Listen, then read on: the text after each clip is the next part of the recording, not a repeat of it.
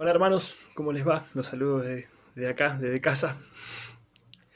Me encantaría que me acompañen en el devocional de hoy en el Evangelio de Lucas, capítulo 13, versículo 10. Dice, enseñaba Jesús en una sinagoga en el día de reposo y había allí una mujer que hacía 18 años tenía un espíritu de enfermedad y andaba encorvada y en ninguna manera se podía enderezar. Cuando Jesús la vio, la llamó y le dijo, mujer, eres libre de tu enfermedad. Y puso las manos sobre ellas, y ella se enderezó luego y glorificaba a Dios. Pero el principal de la sinagoga, enojado de que Jesús hubiese sanado en el día de reposo,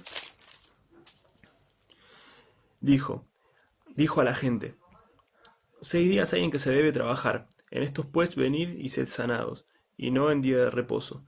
Entonces el Señor respondió y dijo, hipócritas, cada uno de vosotros no desata en el día de reposo su buey o su asno del pesebre y lo lleva a beber, y a esta hija de Abraham, que Satanás había atado 18 años, ¿no se le debía desatar de esta ligadura en el día de reposo?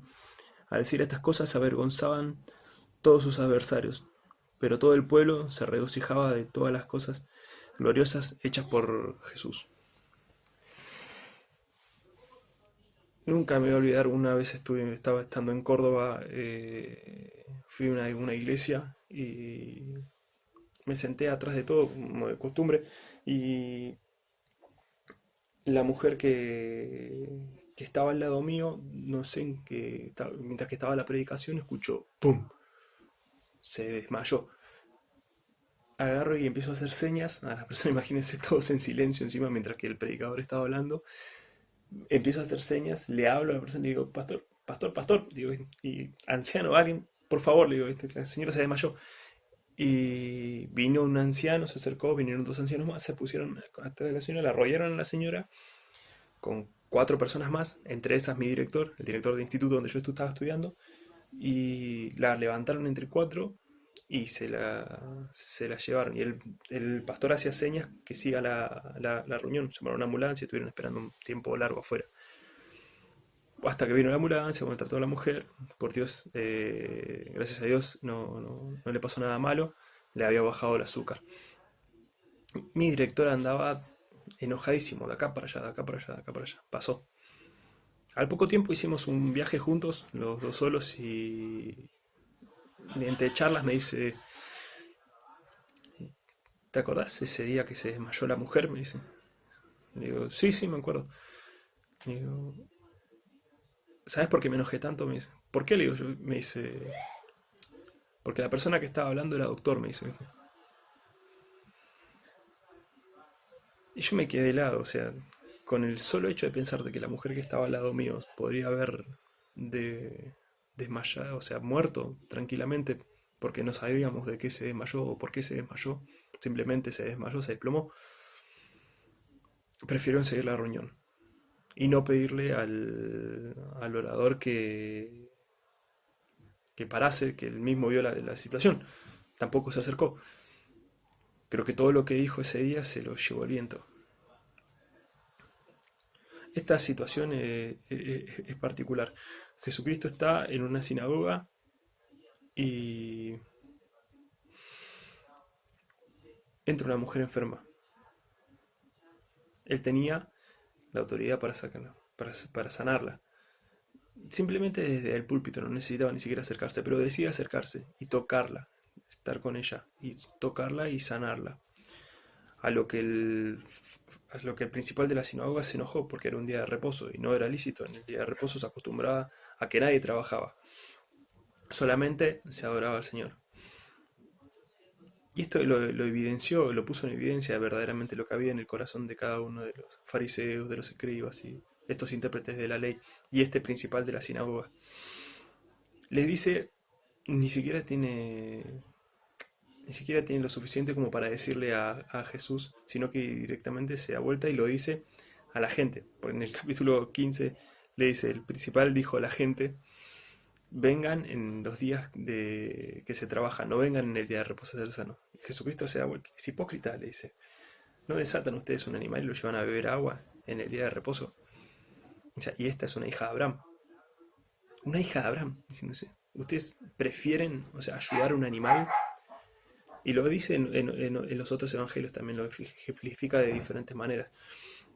En una dice que se cayó en un pozo. Dice, ¿no lo sacarían del pozo al animal que se cayó? O sea, es más importante un animal que una persona, que una hija de Abraham, una persona hecha a la imagen de Dios. No, claro que no. Obviamente que no. Y quedaron totalmente expuestos adelante de las personas. Nosotros, como seres humanos, tenemos la costumbre de malinterpretar el Evangelio y la palabra de Dios. Nunca es más importante una reunión como la que estaba pasando en ese momento donde estaba yo, que la vida de una persona, teniendo todo lo que se necesita para ayudarla, el orador en ese momento.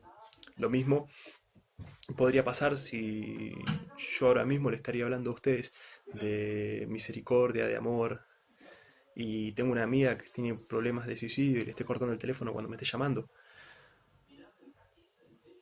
No sería lógico. No podría hablarle de amor del Señor. No, el Señor mismo estaba abriendo la palabra y estaba enseñando. Y no solamente enseñó con la voz, sino también enseñó con sus acciones. Era una señora que hace 18 años que estaba padeciendo una enfermedad. ¿No iba a ser más importante que un animal? Sí, muchísimo más importante que un animal. Esto no es una cosa del Nuevo Testamento que Jesucristo innovó, sino también lo podemos leer tranquilamente en Isaías 1, donde Jehová, el Señor, habla a través del profeta Isaías y le dice: estoy cansado de su fiesta solemne, de sus lunas nuevas, de su día de reposo, y que no amparen a la viuda, ni ayuden al menesteroso, que desamparen a los huérfanos. Dice, me son abominables sus fiestas. Yo quiero que dice, misericordia quiero, no quiero sacrificio. Hermanos, cuidemos nuestro corazón de esto. Cuidemos en caer en los dogmas, en las tradiciones, y olvidarnos de lo importante que impacta al mundo, que es el amor y la misericordia de Cristo Jesús. Podamos abrir la Biblia como abrir los corazones de personas con nuestras acciones, que glorifiquen a Dios, que nos vean a nosotros y glorifiquen a Dios, que vean que nuestra manera de proceder es la única manera que se puede explicar, es que sea por Jesús, que somos impulsados, porque no reaccionamos como reaccionaría cualquier persona. El Señor estuvo hablando esto a mi corazón y se los quería compartir. Dios quiera que les sea de bendición como me fue a mí.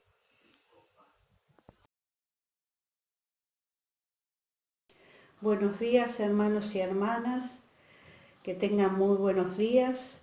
Compartamos la palabra de Dios en este tiempo, un tiempo denominado difícil, difícil por lo que ya conocemos todos.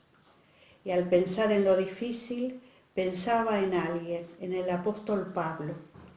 Qué tan difícil era su tiempo, preso en Roma. No era una cárcel vil, era la peor. Y escribe a los filipenses. Filipos era una importante ciudad de la provincia de Roma, de Macedonia, un área que hoy pertenece a la Grecia moderna. Está junto a la Vía Ignacia, el principal camino que conecta a la ciudad de Roma. Pablo había fundado la iglesia en Filipos durante su segundo viaje misionero, probablemente alrededor del año 49 o 50 después de Cristo. Antes de llegar a Filipos, él había estado sirviendo en Asia y es el primer encarcelamiento de Pablo. Y en Filipenses 1, capítulo 1, versículo 1 y 2 dice: Pablo y Timoteo, siervos de Jesucristo, a todos los santos en Cristo Jesús que están en Filipos, con los obispos y diáconos, gracia y paz a vosotros de Dios nuestro Padre y del Señor Jesucristo. Pablo y Timoteo, siervos de Jesucristo, a todos los santos en Cristo Jesús que están en Filipos. Pablo escribe desde Roma, donde se encuentra preso. Una carta de un amigo a los amigos. Su deseo es que la gracia y la paz de Dios Padre y del Señor Jesucristo colme su vida.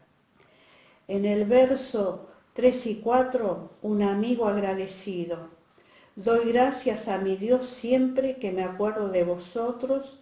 El recuerdo de los hermanos de Filipos los lleva a la gratitud y a la oración. Y en el verso 3 y 4, siempre y siempre, lo repite demostrando el amor fraternal hacia los filipenses. Y queda demostrado también en el verso 8, que dice, porque Dios me es testigo de cómo os amo a todos vosotros en el entrañable amor de Jesucristo.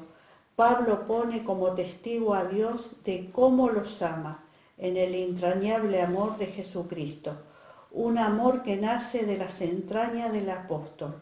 Hoy debemos, como nunca antes, orar los unos por los otros y por todos los santos en Cristo Jesús. La oración por los amigos y entre amigos es la mejor forma de comunión. En los versículos 12 al 14, quiero que sepáis, hermanos, que las cosas que me han sucedido más bien para que el progreso del Evangelio, y de tal manera que mis prisiones se han hecho patentes en Cristo en todo el pretorio y en todos los demás. Y la mayoría de los hermanos cobraron ánimo y el Señor, con mis presiones, se atreven mucho más a hablar la palabra sin temor. Describe el progreso en medio de la adversidad. Dice que lo que le ha sucedido ha servido para el progreso del Evangelio. Y en el verso 13 y 14 habla de mis prisiones. Un amigo preso por predicar el Evangelio. Hoy no podemos predicar desde el templo, quedarnos en casa.